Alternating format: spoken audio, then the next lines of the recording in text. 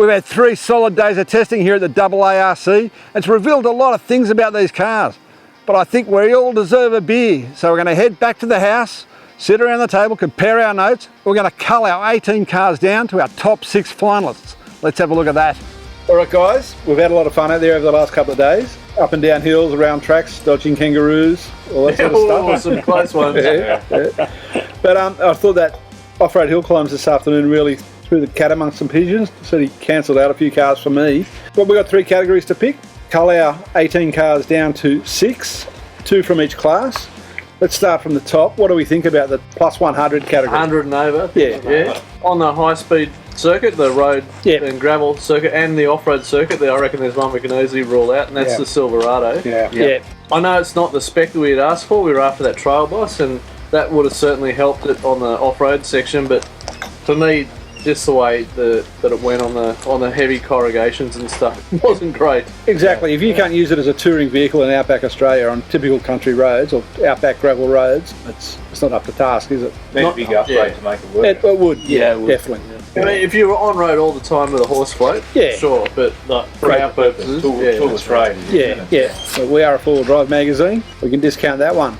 At the other end of the scale, $235,000 worth. Wow, man! On that off-road climb, it was phenomenal. It went up there so easy. It didn't even turn a tyre. Triple diff locks for the win, eh? Yeah, like you have all the electronics and gizmos in the world. And what's the price tag on that G400? About $235. Yeah. 233, 776 plus on-road costs. And the on-road costs are going to be a lot more than that. Yeah, it's a quarter of a mil. Yeah. I don't know. I think it's an amazing truck. It feels special to drive it, but it's probably about $100 grand overpriced. Oh, absolutely. Yeah. And there's some really basic things in there that shouldn't be so basic on a vehicle that costs that much. Wow. It was back in '84 technology, truck technology, married to a luxury car, which doesn't kind of work. No. So that sums it up pretty well, doesn't it? Yeah.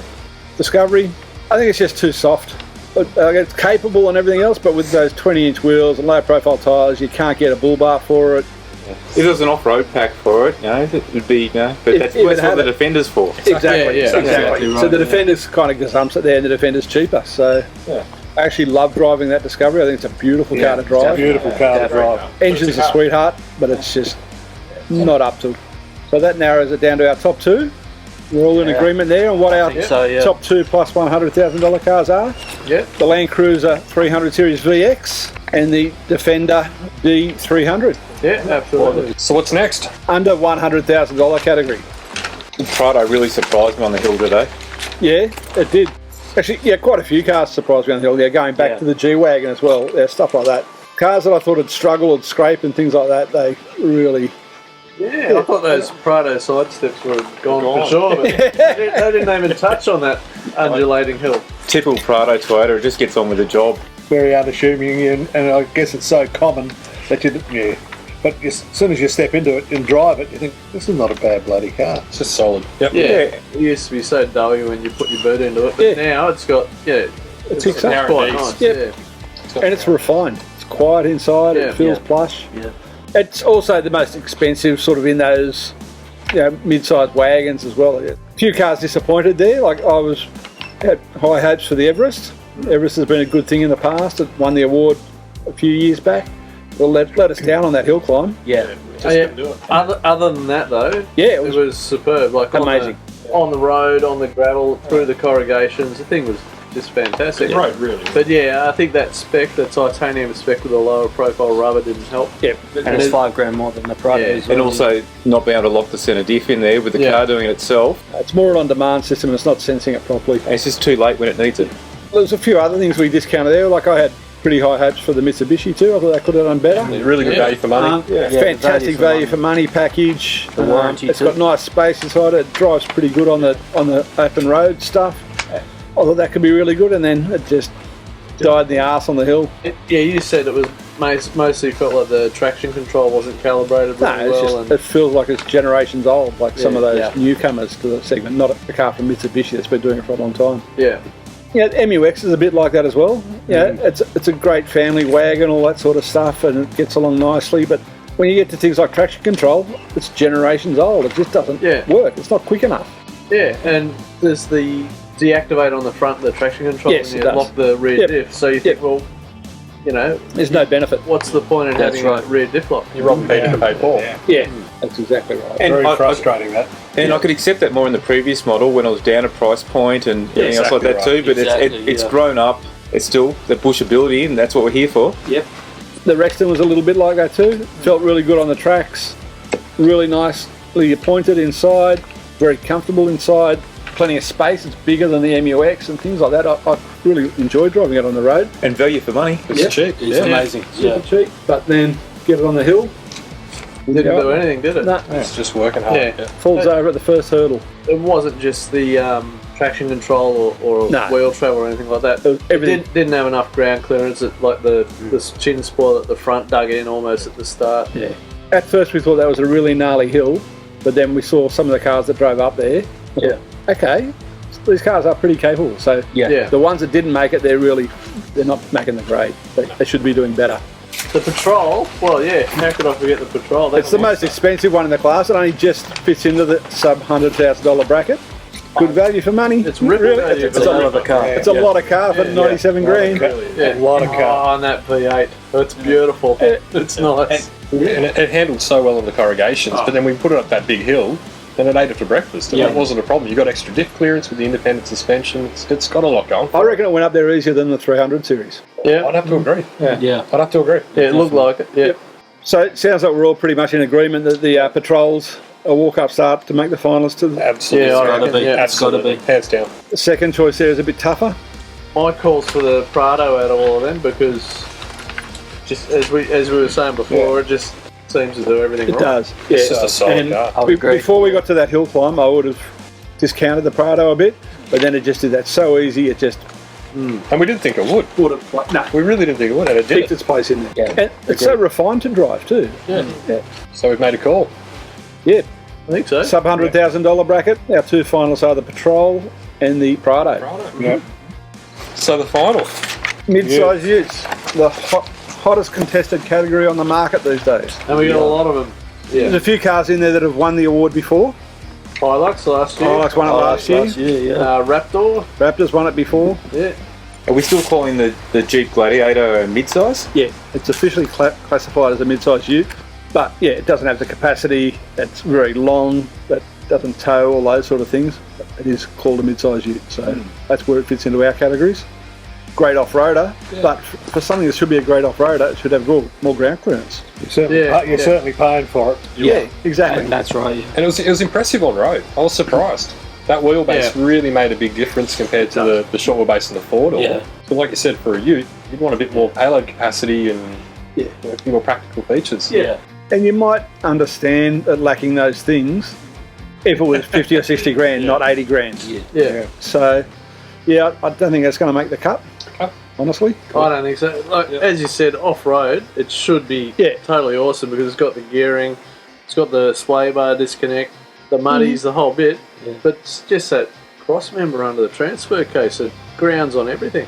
And the lower control arms too. They're super long and they sit right at the bottom of the chassis. Still, it went up that hill pretty easily. It did. It did. Yeah. But then it almost got hooked up at the little mound at the top. Exactly, yeah. It should have been the easiest part. Hilux. Look, like it did last 4x4 of the year, it didn't put a foot wrong at all. It's still refined, it works well, the traction control system works unbelievable. It's hard to argue. You can see why it's so popular. Sure. Yeah. Absolutely. Suspension tune. I had a bit of a problem with it on the high-speed corrugations. Yeah, it's pretty. That's the only thing that's really put a foot wrong. Stock shocks are a bit average. Yeah, exactly. They're scrimping a bit on the shocks. But we were unladen, so Compare it to the Ranger, which is an older platform. Yeah. They were pretty heavy corrugation. It is, yeah. You know, and we're in a testing scenario, so we're really hooking in. but the fact we could back to back test them, it really gives you a good indication of what's what. Yeah, and I totally agree. I think the Ranger through that felt a lot better. Suspension-wise, Yeah, great. Yeah, for sure. The Ranger's just got that feeling, and we've said it so many times, that you can't beat an Australian engineered vehicle on Australian roads. Yeah, absolutely. It's just made for it. Yeah. So I reckon that XLT spec Ranger is probably the best thing there. Value for money, ability, all those things, comfort. One of the oldest cars in the grade, Yeah. except for maybe the Amarok. Yeah. Just that T6 platform is so well sorted. It's incredible. It's so really and refined the other thing is off-road. Wow. You know, you lock the rear diff, the traction control stays engaged on the front. Yeah. It's almost like having front and rear diff It's locks. pretty and- close, yeah. It did everything we asked of it. the Hilux was going up the hill with its traction control, no rear diff. Put the rear diff in, it wouldn't go any further. Yeah. Wouldn't do it.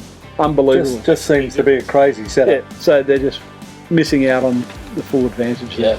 You get the Amarok? Yeah. Oh, that Amarok, what a car. Like, how that's evolved and the Walkinshaw enhancements on that model.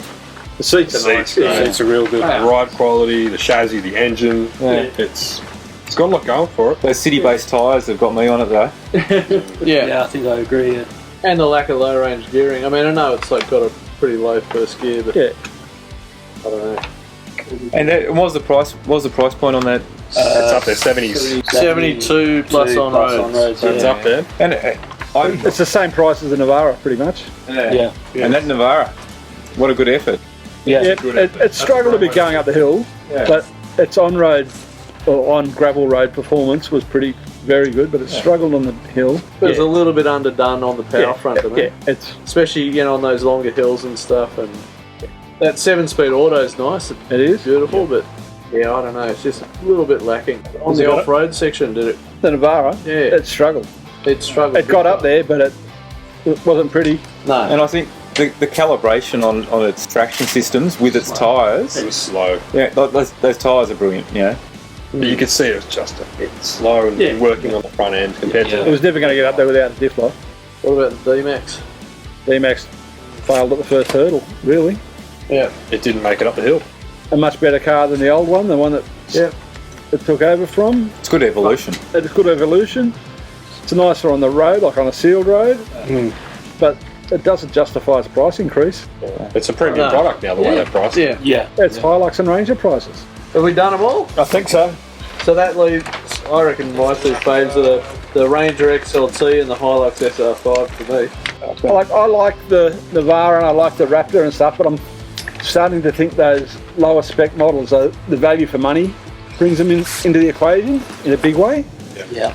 When you're talking $15,000 and $20,000 difference, it's a big call. Yeah. I was so impressed with that XLT Ranger. Yeah. But it made me realise why the Raptor is so good, because it's based on such a good vehicle to start with. I mean, the Raptor was cool. Like, it was the only one I drove that I felt like I could drive faster. It didn't felt sketchy. It wanted you to push it, but you lose tow capacity. You lose a lot of benefits. It's not as practical. That's what it's designed for, mate. Exactly. It's fun. It's fun. Yeah. I love it. It's No, great. It's a great fun vehicle. truck, It's not a super work cool. Yeah. So Hilux and Ranger. Yeah. It's good to me. That's the 6 of them, eh? The Hilux was so good last year, and it hasn't changed. Neither has the competition, really. Yeah. Nothing's come near it. And they're the top 2 sellers on the market as well. So There's a reason it's for that. reflective. Yeah. The people vote. So there we go, our top 6 called. Plus $100,000 bracket, Defender D300 and the Land Cruiser 300 VX. Sub $100,000 bracket, Patrol TIL and Prado VX. Best mid-size utes, Ranger XLT, Hilux SR5. Could it win 2 years in a row?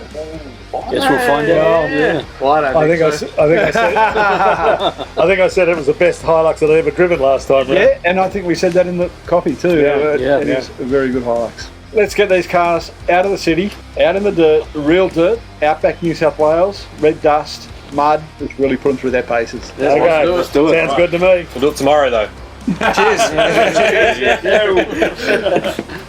So we've established our 6 finalist vehicles and it's time to go and hit the road. To see how the cars performed in the Outback, go back to 4x4australia.com.au and hit the links and follow the videos.